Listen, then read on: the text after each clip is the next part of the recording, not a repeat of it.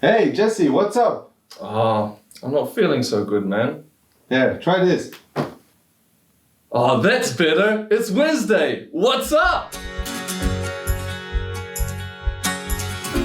Jonas, what's up? Welcome to What's Up Wednesday with us, with GameInsight. We're wondering how your week's been going. It's been good. I've been at my friend's birthday party on Monday, so I'm still recovering a little bit from that. Yeah. And then just, relaxing in the south, here in Sweden. Yeah, awesome. I live normally in Stockholm, but here for the summer, so... The big city, yeah? The big city and the region where I'm from, so I'm enjoying it. Sure, and obviously we all know you as the, for the big football career that you had. And we're wondering, what are you doing now, actually? So now I'm still in football, in a sense. I do media work for a Swedish broadcaster, Play, who covers the Premiership, the Premier League. So that's what I'm doing, really. I took my coaching badges last year, so I've been doing that as well, So very much still into football. Yeah. Oh, that's lovely to hear that. And obviously, from coming out of this playing career and now coming into TV work, how was that transition, coming out of, obviously the experiences of playing the game in the changing room? How did you find that experience of transitioning out of playing? For me, it was quite easy. Yeah. I think it's got a lot to do where you're at when you retire. For me, I was done playing. My knees were gone. My motivation was lacking. So for me, it was an easy decision. And when the decision to stop playing is easy, then I think it's easier to land in something else. So for me, it was very smooth. I think it helps to stay in football in terms of identity. I think that's normally something most players struggle with when they retire. And I think as well, it's a good team in a sense where I work now with producers, with editors and so on. So you have the same kind of feeling like you have in a dressing room in a sense. Working towards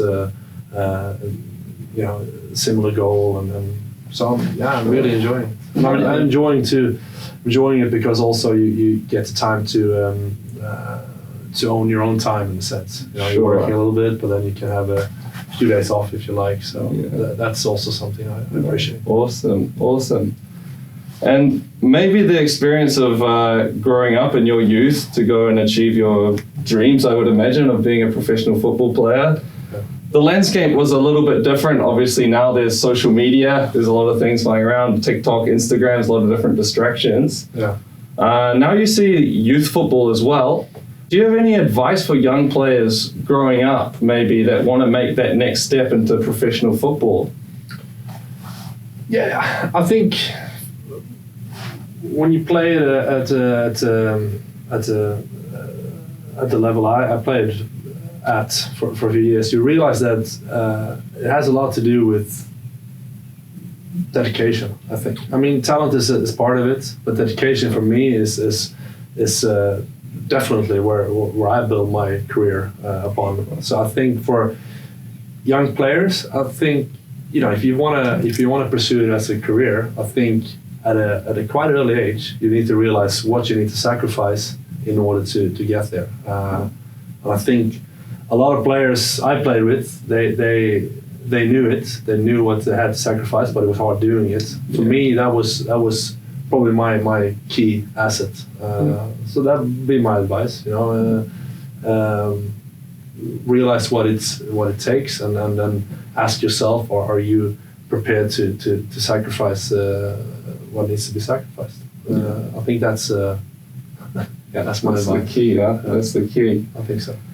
And obviously this year now is the year of the World Cup. It's a little bit different, being played in the winter. What do you think that's going to be like, and how that affects the players coming into that? Because obviously a lot of the leagues are playing during that period. Yeah. What are your thoughts about that?